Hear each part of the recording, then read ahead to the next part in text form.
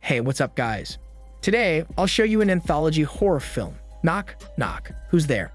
Spoilers ahead, watch out and take care. The story, entitled Missing, begins with a couple, Isabella and Harry, happily enjoying their engagement party with close friends and families. As the night progresses and the party ends, Harry takes his drunken fiancée home. Unbeknownst to them, a paparazzi follows them. Harry is a son of a billionaire, so his engagement quickly picks the media's attention. When they reach the highway, the paparazzi boldly clicks her camera right at them, not caring about the couple's privacy. Harry remains calm, speeds up, and maneuvers his car up to the bridge, temporarily separating themselves from the paparazzi. The sudden speed and the booze in her system prompt Isabella to put her head out the window and puke. Harry immediately pats her back, but a bright light almost blinds him seconds later. He quickly maneuvers the car as he sees the truck approaching them. But Isabella does not manage to get her head inside, causing her to be beheaded, and her head bounces to the truck. The truck driver is still completely unaware of the killing he accidentally committed, as he's busy jamming with the radio.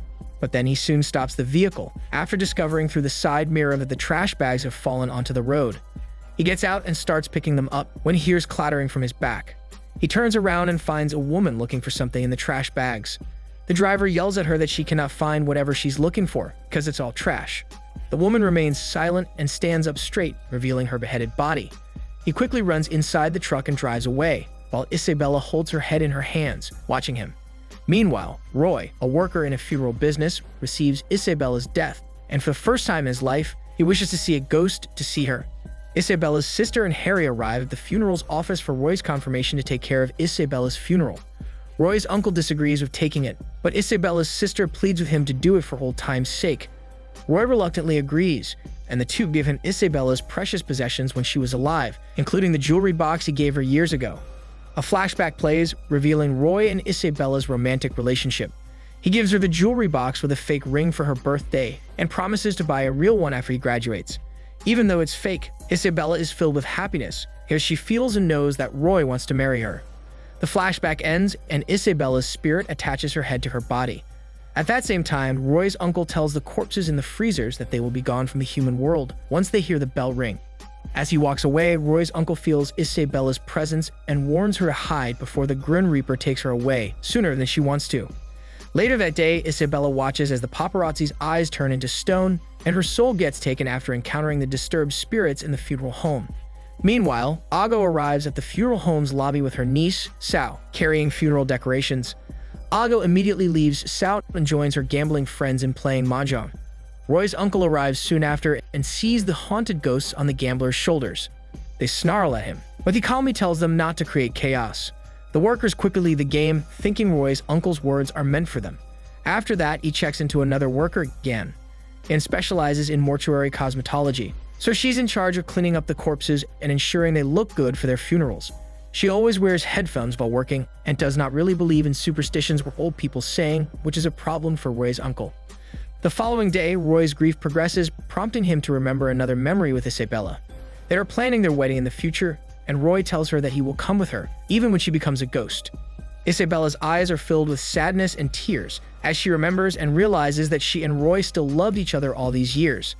Later that day, while they prepare for the funeral service, Roy finds Isabella's letters hidden behind the jewelry box mirror. Another flashback plays, revealing the truth about their relationship. It turns out Isabella has to leave and go to the UK to get her sickness treated. Before leaving, she gives her house address to her sister, so Roy can be informed. Months after arriving in the foreign country, Isabella still has not received any letter, call, or visitation from Roy. Isabella's heart breaks, as she believes that all of Roy's promises to her are lies. Just then, Isabella's sister comes in, and Roy quickly confronts her for hiding the truth from him. The flashback reveals that the sister does not give Roy the address and lies to him that Isabella will call him. Caught in the act, the sister confesses that when he and Isabella got together, her sister never had much time for her, unlike when they were kids. She hid the truth because her jealousy suppresses the idea of Isabella being happy with her partner. The heated tension gets interrupted as Isabella's funeral begins. The sister is in charge of carrying Isabella's picture frame, but Isabella's madness causes the frame to be too heavy for her to lift up. This causes a scene for a moment when the girl apologizes and pleads with her dead sister to forgive her for ruining her chance of happiness. After that, they put the coffin in the vehicle, and the guests leave and walk to where Isabella will be buried. Before leaving, Roy's uncle tells Isabella to leave the human world because there's nothing left for her to let go of. However, Isabella refuses to do so, and later that night, while Roy stands at the rooftop edge, she finally lets herself be seen. Roy never imagined that he would be the one arranging her funeral because he only thought of planning the perfect wedding for her. But now that they are reunited, he will never let her go, even when their worlds are different. The second story, entitled Karma, begins with Sal feeding a stray black cat, ignoring the suspicious bespectacled man that passes by. After that, she checks the streets and finds a woman's ghost that terrifies her. But then she quickly vanishes when an old woman appears, shouting for her granddaughter, May. Sal watches as Grandma gives a set of duplicated keys and an amulet to May, so she can go home safely. They part ways as May leaves for work. The following day, while Ago takes a sophisticated client upstairs to look for niches, Sal sees the client's dead mother-in-law. She ignores the old woman's spirit and attempts to focus on her work, as she's still not used to the feeling she gets whenever she sees ghosts. Meanwhile, Ago's husband gives his best sales talk to the client, but she still refuses to buy a spot right away. As she leaves, Ago and her husband begin badmouthing wealthy clients. Later that night, while on the way to deliver the decorations, Sal feels two strange presences following her. She sighs heavily before walking fastly, almost running, before suddenly stopping and turning around. Fortunately, she doesn't find anyone behind her, but two pairs of shoes are left on the cold ground, one for a man and one for a woman.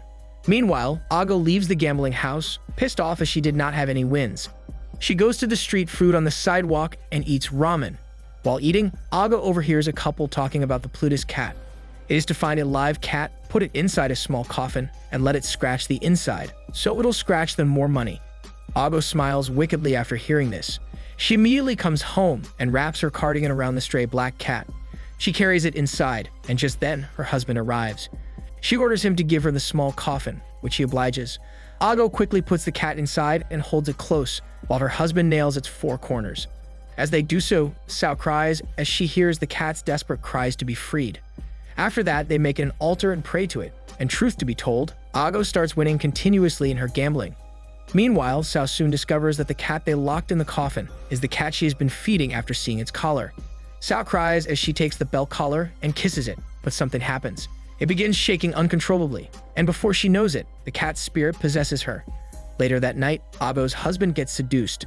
The woman's gorgeous and alluring with her 50s black dress style. She lets him in her house and begins to undress sensually, leaving herself only in black lingerie. After that, she puts her arms around his neck and sways her hips provocatively. The husband doesn't waste time. He immediately unhooks her bra and caresses her soft backside. But then something doesn't seem right, so he looks into the mirrors and is beyond terrified after seeing the disgusting ghost of the seductress. He quickly pushes her smelly ass away and hurriedly runs home. Not long after, Ago returns home, carrying the money she won from gambling. She calls Sal's attention, but Sal remains silent, so Ago repeatedly calls her. However, she remains unmoved, so Ago taps her shoulder, prompting Sal to snarl at her Andy like a cat before running away. Ago runs after her, but stops after seeing the niches on the ground and other funeral ritual stuff. The husband arrives, and Ago complains that her cat has been released.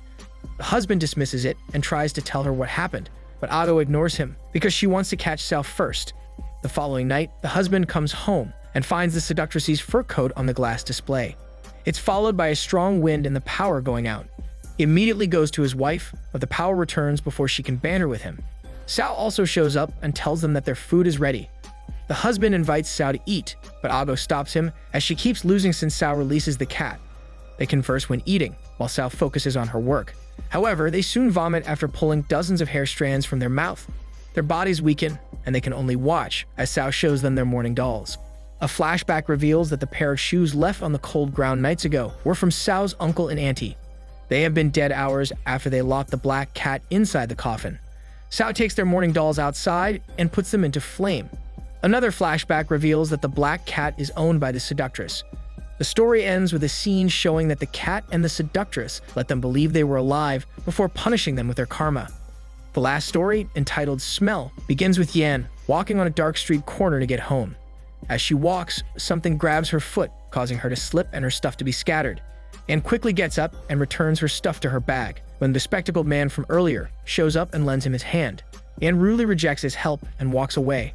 The man just sighs heavily, dismissing Yan's behavior towards him before pushing his trolley cart. Yan comes home to a surprise birthday party from her friends. The only lady aside from her immediately notices the strange smell coming from Yan's body. Yan explains that it's because of her line work, but her friend insists it's something else. Yan does not make a big deal out of it and leaves her friends to shower. As they begin, they quickly notice the girl by the door, and since her friends have no balls, the lady stands up to ask the girl to join them. However, the girl is gone and her friends are devastated. As she begins to return to her seat, the lady notices something moving from the corner of the room. She squints her eyes to see what it is, but she begins to panic after realizing it is a girl's ghost. Not long after, Yan comes out of the shower and discovers that her friends had taken off after finishing the beers and food. She dismisses it and checks her bag, where she finds a phone with a pink case. She opens it and receives a voice message from the owner, May. Yan replies in a voice message too, asking how she can return the phone to her. However, the owner requests that she keeps it for a while. May shares that it's cold where she is, so Yan offers her to come over, unaware that she's already there. The following night, Roy interrupts Yan and reminds her to work without headphones. However, she does not listen, so Roy has no choice but to leave her alone.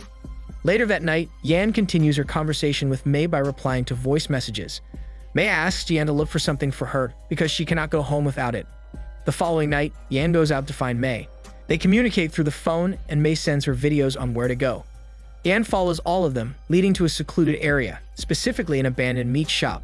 Although confused, Yan sneaks inside, where she finds a girl's corpse hidden in a locker. She gasps in shock and fear, but she quickly calms herself after hearing the trolley cart hit the metal door. She hides underneath the metal table as the bespectacled man, who turns out to be a serial killer, comes and carries another woman's body. The killer puts the body on the table, pulls down his pants, and sexually molests the poor woman right in front of Yan. After releasing his hormone juices, the killer leaves the table to prepare for butchering her. Yan takes this opportunity to escape, but she hits her head on the metal door, causing the killer to be aware of her presence. Yan ignores her mistake and runs away from there as fast as possible.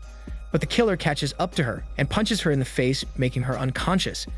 The killer pulls his trolley cart to his butchering garage, carrying 2 huge bags with women's bodies inside. After a while, Yan wakes up on a couch with her hands tied together. She wanders her eyes and finds a sculpture with keys hanging on it. Yan remembers May's requests and realizes that May needs the keys so she can go home. Her realization is interrupted when the killer takes out the woman's body from the bag and bludgeons her to death. Yan cannot take any more of this, so she gets up and runs, but she trips as her foot is tied to the couch. The killer pulls the rope towards him, so Yan quickly frees her hands and grips onto the metal table before he can kill her. However, the killer stops her before she can leave and begins choking her.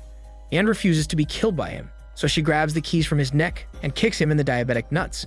As the killer prepares to attack her again, the bags suddenly fly toward him and hit him in the head. One even chokes him and lifts him from the ground, revealing that they are the women he killed. As the killer loses his life, Yan receives a voice message from May thanking her for finding the key for them to finally go home. A flashback plays, explaining that the granddaughter from earlier is May. After the night her grandma gives her the duplicated keys and the amulet, May never comes home again. The serial killer stalks her before killing her.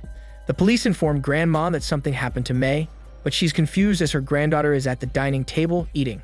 The police check it and think that Grandma might have a chronic disease, so they pretend to agree with her and leave. Grandma returns to the dining table and happily eats with her granddaughter, who can only eat in silence as she cannot tell her grandma the truth. The film ends with a woman dressed in white, standing at the rooftop edge of a funeral home, blood dripping from her slitting wrist, staining her clean white dress. She stares into the abyss before jumping to her death. This is Daniel's CC Movie Channel. Stay safe and enjoy your day.